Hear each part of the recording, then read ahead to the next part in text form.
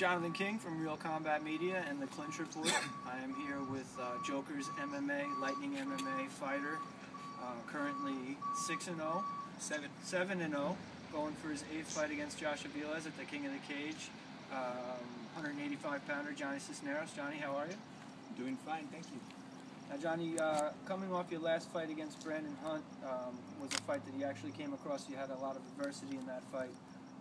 Talk about how you see this fight going differently than that fight went.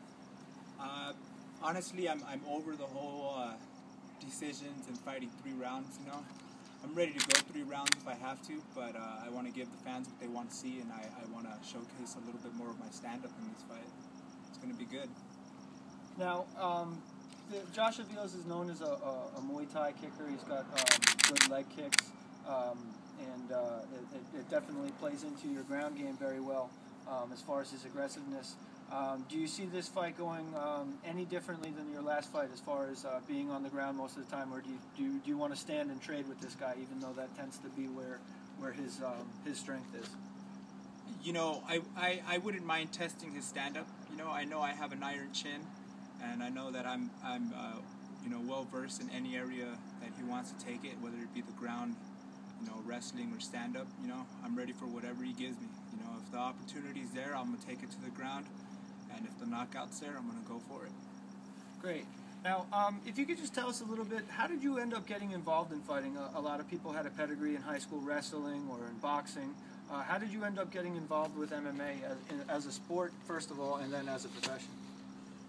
Honestly, I think it was maybe that first Ultimate Fighter show that came out. You know, I kind of seen what they did, and I was, you know, it was cool. I was excited, and you know, just growing up the way I did, you know, I was kind of a screw up, you know, and you know, never had much going for me, you know, and I kind of saw this as an opportunity to, like, you know, make my family that I had disappointed a lot, you know, to make them be proud of me, you know. So I went for it, and you know, I'm doing good, and exactly what I wanted is happening, and you know, there's no other, you know, there's no other feeling in the world that's, you know, can compare to what I'm going through right now, you know. Now, you train with 2 of the best trainers, young trainers in Southern California, and James Wilkes and Mike the Joker Guyman both have UFC experience. What has their experience and their teaching done for you as far as your MMA career and as far as your life in general? They have been nothing but, they have been so good to me, you know. They showed me everything that I know. They've helped me to become a better man.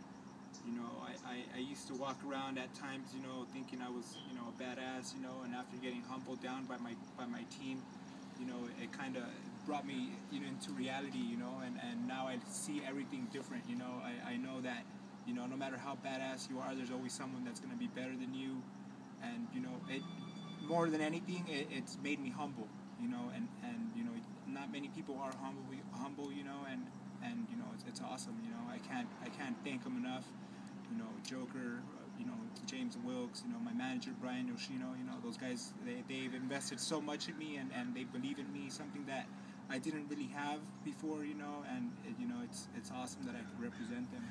Excellent.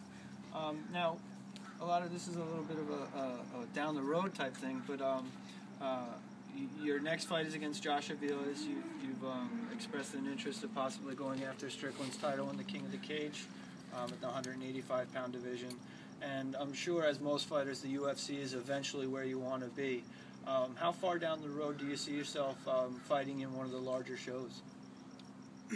Honestly, I believe that it's going to happen before summer of 2013.